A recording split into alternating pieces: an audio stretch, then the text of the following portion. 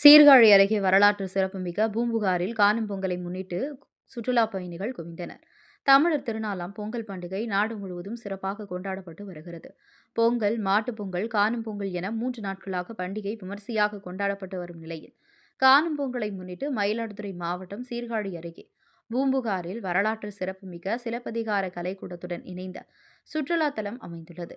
இங்கு ஆண்டுதோறும் தீபாவளி, பொங்கல் மற்றும் சித்ரா பௌர்ணமி, தை அமாவாசை உள்ளிட்ட நாட்களில் மக்கள் கூடுவது வழக்கம். அதேபோல காணும் பொங்கலான இன்று பூம்புகார் கடற்கரையில் குடும்பத்தோடு கொண்டாட மயிலாடுதுறை மாவட்டம் மட்டுமின்றி பல்வேறு மாவட்டங்களைச் சேர்ந்த பல்லாயிரக்கணக்கான மக்கள் சுற்றுலா தலத்தில் குவிந்தனர். சீர்காழி, திருவெண்காடு, பூம்புகார் உள்ளிட்ட காவல் நிலையங்களில் இருந்து காவலர்கள் பாதுகாப்பு பணியில் ஈடுபட்டனர். கடற்கரையில் அமைந்த பாரம்பரியமிக்க தமிழகத்தின் மிகப்பெரிய சுற்றுலா தலம் பூம்புகார் என்பது குறிப்பிடத்தக்கது. சீர்காழி செய்திகளுக்காக சாமி பத்மநாபன்.